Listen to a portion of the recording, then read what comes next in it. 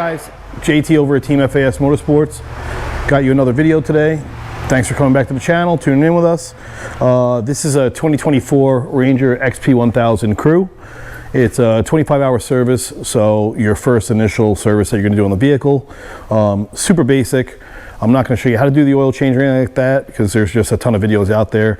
I'll link one up over here to the Polaris video if I can, and they'll walk you through, show you all the tools, everything you need. But if you have your owner's manual from Polaris, it does have all your intervals, the 25, the 50, the 100 mile, and you know, and so on.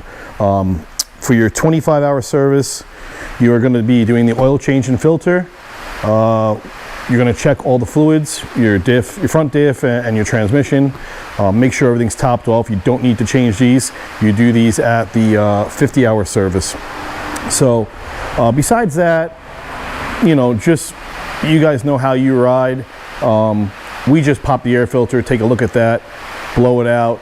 They don't call for a new air filter till 100 hours. So we're just going to inspect that for the customer. We'll check his brakes for him, brake wear, anything like that, and so on. So that's pretty much it for your 25-hour service.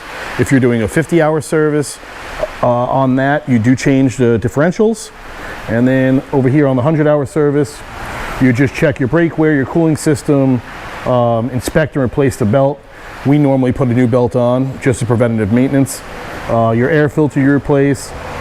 You'll go through and lube everything, check your park and brake, you know, and if you need your spark arrestor cleaned or new spark plugs, any of that kind of stuff, you will do that on the 100-hour service. So that's pretty much it. We're using the AMSOIL, the PK1 kit for this service. And that is pretty much it. Thanks again for watching, guys, and we'll catch you on the next one.